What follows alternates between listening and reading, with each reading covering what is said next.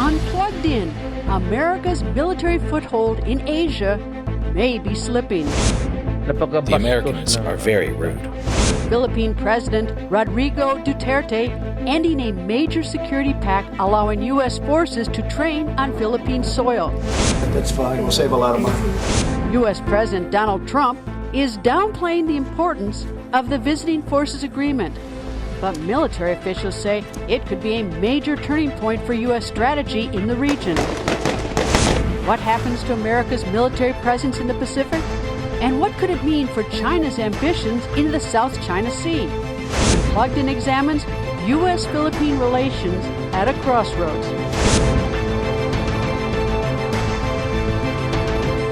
Hello and welcome to Plugged In. I'm Greta Van Susteren. Once a reliable military ally, the Philippines appears poised to turn its back on a long-standing military agreement with the United States.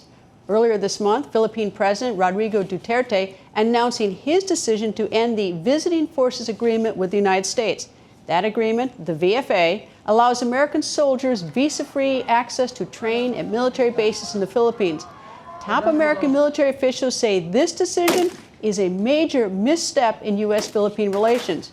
But we begin with a brief history of the colorful and sometimes contentious relationship between the two countries. More from Plugged In's Mil Arcega. It's a relationship that dates back to 1898, to the end of the Spanish-American War, when Spain ceded colonial control of the islands to the United States. The American occupation would lead to a brutal struggle, the Philippine-American War, resulting in the deaths, by some estimates, of as many as 1 million Filipino citizens. But under American guidance, the Philippines became an autonomous commonwealth in 1935, gaining its independence in 1946 and adopting many of the same democratic and political institutions as the United States. Since then, the Philippine Islands have been pivotal to America's presence in Asia and the Pacific. Because of its location and its strategic importance, the capital, Manila, is home to the only Veterans Administration office and the largest American military cemetery outside the United States. In 1998, the two countries signed the Visiting Forces Agreement, giving the U.S. government jurisdiction over its military personnel and removing visa and passport restrictions for American troops deployed to the Philippines. The U.S. has also been an important ally in the war against Islamic militants in the southern islands. Today, more than 20 U.S. bases and military facilities, occupying over 90,000 hectares of land, house an estimated 25,000 U.S. military and civilian dependents in the Philippines. While relations between the two countries run deep, U.S. military presence in the islands have long been a source of tension for many Filipinos, one fraught with cultural grievances and the complexities of their shared 120-year history. For Plugged In, Mil Arcega, VOA News. Meanwhile, President Donald Trump is downplaying the Philippine government's notice to terminate the Visiting Forces Agreement. Trump says ending the pact will save U.S. taxpayers a lot of money, but analysts say it would also hurt U.S. credibility and create another opportunity for China to expand its influence in the region. More from VOA senior White House correspondent Patsy Widakuswara. For decades, American and Filipino soldiers have trained together under the 1999 Visiting Forces Agreement. President Donald Trump said the U.S. has been instrumental in helping the Philippines fight the Islamic State terror group, but dismissed Manila's notice to terminate the VFA, saying the move will save the U.S. a lot of money. And my relationship, as you know, is a very good one with their leader, and we'll see what happens. They'll have to tell me that. Trump's statement contradicts his Secretary of Defense, who says the VFA termination runs counter to efforts urging China to abide by international norms in the region. Earlier this week, Philippines President Rodrigo Duterte made the announcement after criticizing Washington's reported decision to cancel the U.S. visa of his former national police chief. The former police official enforced Duterte's war on drugs, which killed thousands and is condemned by human rights groups. Trump and others are trying to save the Visiting Forces Agreement. I said I did not want it. The Americans are very rude. One is that napakabastos ng Amerikano. Unless a new deal is reached, the VFA will terminate in 6 months. While many within the security establishment in Manila and Washington want to maintain the pact, resistance from both leaders may make it difficult. Rodrigo Duterte hates the Americans, wants to align the Philippines with China, and has been saying that the Visiting Forces Agreement should go for decades. Donald Trump despises alliances in general, thinks they're a waste of money, and just said that he doesn't care if an alliance ends. All of that is very consistent. The Philippines is the oldest U.S. treaty ally in the Pacific, older even than the Japanese and Korean alliance. If the narrative becomes that the Philippines walked away because they saw the Americans as a paper tiger, then that becomes self-reinforcing. It starts to raise questions about U.S. credibility throughout the region. The second, maybe more immediate impact is that it really empowers China to do whatever it wants in the South China Sea, because without access to the Philippines, the closest U.S. ground-based military power is 1,300 nautical miles away in Okinawa. That is hardly an effective deterrent. Analysts say that not having American troops in the Philippines may hamper intelligence gathering and counter-terror operations, and could mean a slower American response to help the region deal with natural disasters. Philippine President Rodrigo Duterte says he is not worried about potential disruptions to his country's counterterrorism efforts. He adds his decision was based partly on the U.S. government imposing travel and financial restrictions against Philippine officials. Here in the U.S., still no word on possible talks to salvage the VFA agreement. Joining us in the White House to talk about the political and security ramifications, senior VOA White House correspondent Patsy Widakuswara. Patsy, nice to see you. And Patsy, is this more of a grudge match between President Duterte and President Trump? He says the United States is rude. Or is this because Philippines want to get more independent, want to lean towards China? Well, certainly the personality aspect of both leaders do play a part in this kerfuffle, as we say, because as we know, President Trump, surprised his aides when he basically said that, to me, it doesn't matter if they walk away, it will save us a lot of money. This is contradictory to what his Secretary of Defense, Mark Esper, said just the day before when he said that this is a wrong move, a move in the wrong direction by the Philippines. And even just hours earlier, before President Trump said that he didn't mind for the Philippines to walk away, his Deputy Press Secretary Hogan Gidley, as well as members of his national security team, told me that they were trying to get the Philippines back into the negotiation table. Now, President Duterte himself has always been an anti-American. He has been years trying to disengage from the American alliance and align himself closely to China. So yes, personality does go into account into this calculation, but certainly for the Philippines, this is something that they have wanted to do to align themselves closer to China, while for the U.S., the president has basically very little regard in terms of military alliance, particularly in the region in Southeast Asia, despite the fact that the U.S. has a free Indo-Pacific strategy.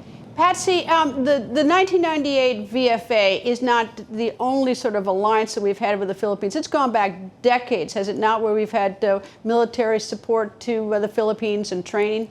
Yes, absolutely. And this VFA agreement is not just an agreement that allows, once or twice a year kind of exercises between American troops and Filipino troops. There's hundreds of exercises that they do together every year, and this will all be in jeopardy. And don't forget that this will also mean that there's going to be less capacity, less capability for the U.S. for intelligence gathering in the region, for counter-terror operations in the region, and of course, things like what I've mentioned before in my package, helping the Philippines to mitigate disasters. So this is, a lot of people see this, a lot of analysts see this as a lose-lose situation for both the U.S. as well as the Philippines, and as well as the region, not only in terms of containing China, but also affecting other countries like Indonesia, like Malaysia, like Vietnam, all these regional countries who will take the brunt of Philippines, which, for example, has more terrorist groups like Abu Sayyaf, could spill over to Indonesia's Jemaah Islamiyah. So this really has a lot of repercussions in the region. Patsy, the United States, though, isn't left high and dry in the region. They have Japan, they have South Korea. The president says that it's going to save a lot of money for the taxpayers. I don't know if that's true or not, but has the president of the White House put any money figure on this? Yeah, so they have not given us an exact figure, but yes, he is right in terms of this is one of those one of those alliances where the U.S. puts in money to the Philippines, and the Philippines does not give anything in return other than this very strategic base where the U.S. Military can operate from. So there's other alliances in the region, as you said, South Korea as well as Japan, but the Philippines is particularly strategic because of its location in the South China Sea. And don't forget that the Philippines is also a party, or one of the parties that are involved in the conflict with China, as well as several other countries in the region in the South China Sea, particularly in the Spratly Islands. So if the Philippines is aligning itself closer to China and the U.S. has less capability to insert itself in that dynamic, that's definitely a minus for the U.S. as far as the analysts that I've talked to are concerned. Thank you, Patsy Widakuswara, VOA Senior White House Correspondent. So what happens to American military personnel now in the Philippines, and how might this impact U.S. military strategy in Asia and the Pacific? VOA's Pentagon correspondent Carla Babb has been looking into that for us. She is back from the Munich Security Conference in Germany, where U.S. Defense Secretary Mark Esper delivered remarks. Welcome back to the United States, Carla. Thank you. Good to be back. All right, so you had a chance to hear from the Secretary of Defense Esper on this. What did he say about this? Well, as Patsy just touched on, he said that it was very unfortunate. We actually asked about this twice, right after it happened, and then after he had had a couple days to think about it. And then when I asked him in Munich, he again reiterated that it was unfortunate, but he didn't seem too worried. Let's take a listen. This would be a move in the wrong direction, but we have time to respond and work with them on the way forward. And I'm hopeful that, given the longstanding ties between our militaries, between our peoples, between our countries, we'll endure, and we'll just take it one step at a time.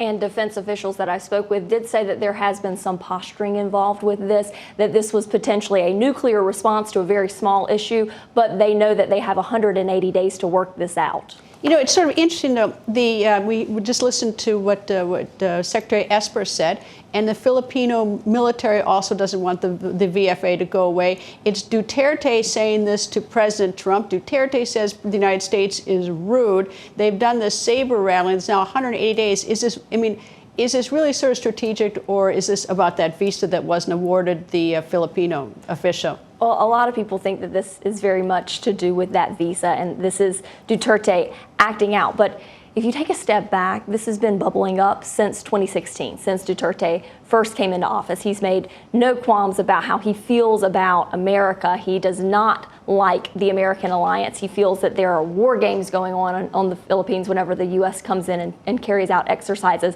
And you can see this play out because I was there with Secretary Carter when he had his visit in the Philippines in 2016. They announced a new agreement with new access to bases, 5 different bases. We went out to one, Antonio Batista, out at Palawan near the South China Sea. We hopped on a carrier. They had joint exercises in the South China Sea together for the first time in 2016. Then Duterte took office, and all of a sudden he says, we don't want the U.S. forces in the south of the Philippines where they're carrying out counterterrorism exercises. He said that right as Secretary Carter was in ASEAN in Hawaii with the Filipino defense minister, who walked that back as much as he could. Carter at the time said that the relationship was ironclad, and then it started to go away. But then you look in 2017, and you see how Balikatan, which is that big exercise that the U.S. and the Philippines have every year, 5,000 to 10,000 U.S. and Filipino troops, that was changed a little bit. Normally it's on conventional warfare. Because Duterte said that they were war games, they scaled it back and focused on humanitarian issues and humanitarian exercises. But again, a couple of exercises were canceled, and then 2018, 2019, everything was back to normal. You saw no changes to Balikatan, nothing. So we've seen this before, and you just have to wait and see whether or not this is going to be huge, or if the U.S. are going to be able to weather this with the Philippines again, as they did in 2016 and 2017, and things will go back to normal. All right, so this Duterte has given notice. It's 180 days. We're 5 or 10 days into this. If this were to hold, if the United States and the Philippines can't work this out, what kind of assets are in the region? I mean, what's the sort of practical impact on the United States? Okay, you're not going to like the answer to this. It varies from time to time. But on average, there are are fewer than 400 U.S. troops in the Philippines on any given time. If you talk about 400, if you talk about right now, they have this exercise going on with the Air Forces called Base P. So they have plussed up at the moment right now. So there are more. There are F-16s over there at the moment right now carrying out these exercises. When Balikatan happens, they'll bring over some amphibious equipment, and there'll be some more things with fighter jets and whatnot. I know that they had F-35s at Balikatan last year. Maybe those will come back. But they move in and out throughout the region. So it wouldn't be too difficult for the U.S. to pull its forces out, but it's the strategic location to be able to go in and out so easily, to be able to have those bases to go in and out of so easily. That's so important. And it's the optics of it, kind of like Patsy was talking about. This is the oldest alliance, military alliance in Asia. Goes back to the 50s, before Korea-U.S. military alliance in 53, before U.S.-Japan in the 60 and 59 or 60. So for them to move out and change this would be a huge deal. But on the flip side, after the optics, when you really think nuts and bolts of the military alliance, it doesn't look like anything could change military to military. They still remain strong. And there are other countries in Asia that we don't have this VFA, this visiting forces agreement. Thailand, for example, next week we're going to have a big exercise on, in Thailand. There's no visiting forces agreement there, and they still have great relations. So I can see that happening if this thing falls apart. Aside from the optics side, who really stands to lose if this VFA goes away? Is it the Philippines or is it the United States? I think it would be a little bit of both, because the Philippines has prided itself on being that strong alliance with the United States. If you talk to people of the Filipino military, they're kind of trying to walk back things as much as they can, but they have to follow their president's orders at the same time. But this would also be huge for the United States. Like I said, the optics for one. Then you talk about the national defense strategy that the United States has focusing on China. It's really hard to keep up with what China's doing in the South China Sea without forces nearby. China's probably watching this with glee. I think that they are watching this with glee. It's been no secret that Duterte wants to get closer to China. But his military doesn't. But its military doesn't, and that's because they've been militarizing in the South China Sea, which the Philippines claims, which China claims. So China looks at this as an opportunity to continue to militarize and to continue to bully in the area. And that is one thing that U.S. officials have pushed me on. They say, we are having this spat. Yes, the U.S. and the Philippines are at a crossroads right now, but we can talk it out. Whereas if they were having this with China, China would bully and get their way. At least the United States has a precedent that says... But the Philippines or Duterte hasn't asked for anything. Like, okay, we'll put this back on the table for X.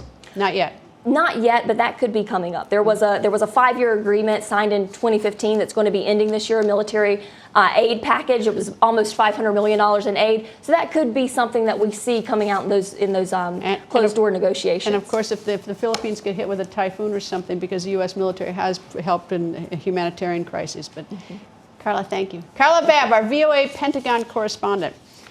Foreign affairs experts have long said that having an American military presence in the Philippines is not just essential to the security of both countries, but also serves as a check on China and China's military ambitions in the South China Sea. There are also major economic variables in play involving several nations.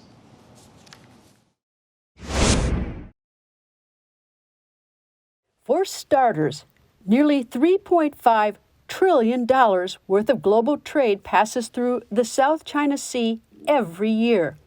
It is a vital trade route recognized by the global community as international waters, which means no one country can lay claim to it, but China has to a degree. In 2014, the Chinese started massive dredging operations to build artificial islands around several reefs located on the Paracel and Spratly Island chains. Visual reconnaissance conducted by the U.S. Navy and the U.S. Air Force confirms buildings, roads, and runways on those artificial islands. And according to a 2018 Pentagon report, China placed anti-ship cruise missiles and long-range surface-to-air missiles on the Spratly Islands. U.S. jets on occasion fly close to the islands to make the point that they have the right to do so under international law. But despite the American flyovers, the Chinese have continued to build on these islands, leaving many to wonder what might happen if the U.S. were to leave the nearby Philippines. President Rodrigo Duterte, who has expressed a dislike for the United States, has openly courted China in the past. But both Filipino lawmakers and top American military officials have gone on the record to say that severing ties with the United States would leave China firmly in control of an important global trade route. So where does the 120-year alliance between the United States and the Philippines go from here? And what is the likely impact of this to neighboring countries? My next guest says that the two countries have weathered far worse storms than this. Satu LeMay is director of the East-West Center in Washington. He's also director of the Asia Matters for America initiative and founding editor of the Asia Pacific Bulletin. Thank you for joining us. Thank you for having me, Greta. Now, is this a serious matter that's going on, or is this just another sort of saber rattling between two presidents and sort of an international spat that's going to vanish? Well, anytime a U.S. ally makes a decision to announce the termination of a bilateral arrangement for military cooperation, it's a very serious matter. So we cannot be complacent about it. But in the long history of U.S.-Philippine relations structurally, we've had ups and downs of very serious nature. A Senate vote in '91 in the Philippines to remove U.S. bases at Subic Bay, a natural disaster that buried in ash Clark Air Force Base. And we've recovered from those, as well as over the last couple of years under President Duterte since his election in 2016. So it's serious, but I think we're turning a page or opening a chapter rather than closing the book on the U.S.-Philippine alliance. I guess as I look at this, I see the more serious issue on this is not so much Duterte and President Trump having their back and forth, but more is like with China and the South China Sea, and if the U.S. loses sort of one of its footprints in that region of the world, that changes the dynamics. I mean, I've seen China build up in Cambodia and other nations in Southeast Asia. I mean, China's on the rise there. There's no question that this potentially, if it goes through and becomes final, could be a win for China, perhaps for Russia even. But there are three big optics here. One is the view of the U.S. and this administration towards alliances and maintaining them. So this is a test case of all these discussions about whether alliances are worth it or not. Second, about the specific arrangement. And third, really, how important the U.S. presence in the Philippines is for our larger Indo-Pacific strategy in a context of great power competition. And other countries are going to be watching. Do we try to save this alliance? How do we do it? What are the negotiations that we do? Do we offer anything? Does the Philippines respond affirmatively? So in a way, it's a test case for alliance management that Japan, Strategic Framework Agreement, Singapore, Thailand, Australia, and others will be watching. And who controls the South China Sea? I mean, all that global trade. I mean, it's China is sort of inching in a direction to control more and more of it. Yes, China has definitely asserted what are quite patently inconsistent claims, historical claims to features and this sea. But I would just say that it doesn't control the South China Sea. The U.S. has a very robust presence in the South China Sea. It's international waters. So I don't think they have taken control. I suppose that's true as long as it has its presence in South Korea and in Philippines. The U.S. and we fly planes in the region. Yes. But as is there a chance it's just sort of getting eroded?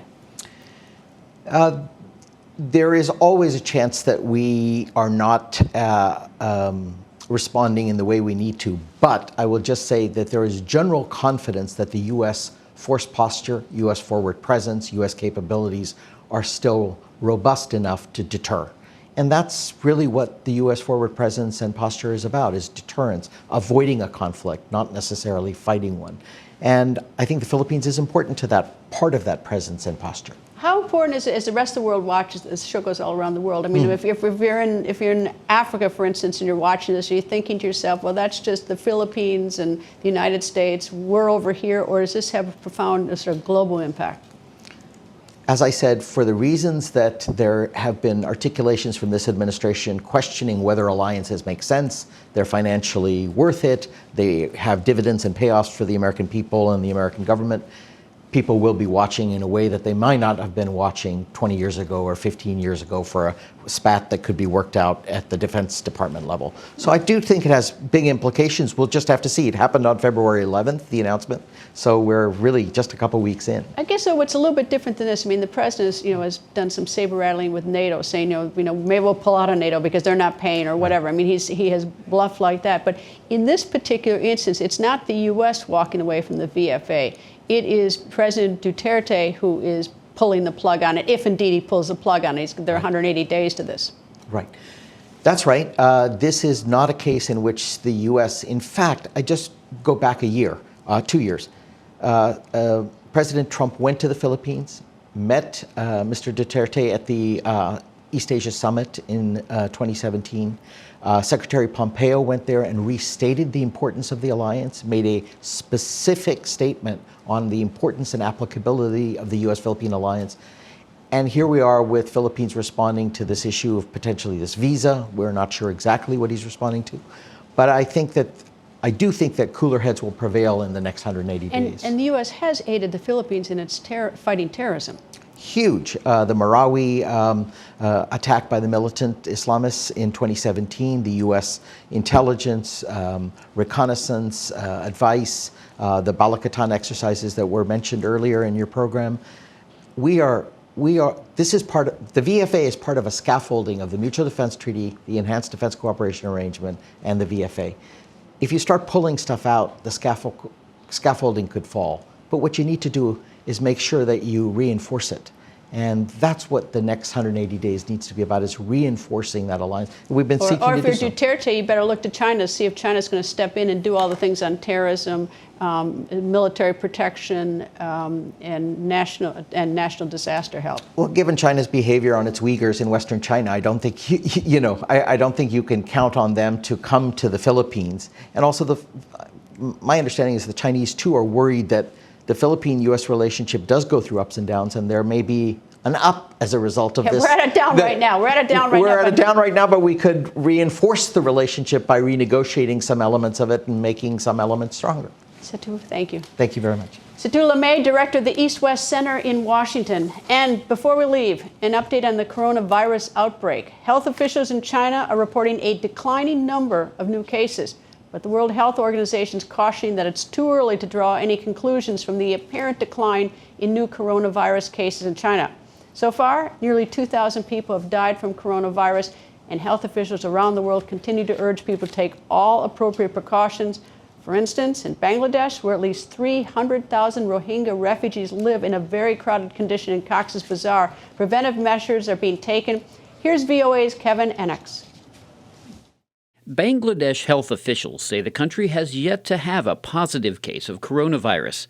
But while the virus hasn't spread, tensions have. Special precautionary measures are being taken in Cox's Bazar, which is a border district and home to one of the world's largest refugee camps, housing at least 300,000 Rohingya. People from different countries, including Chinese citizens, are working on ongoing development projects and aiding the Rohingya camps. Local government says all ports have checkpoints for testing any incoming traffic. I set up a checking point at Cox's Bazar Airport and Teknaf Land Port.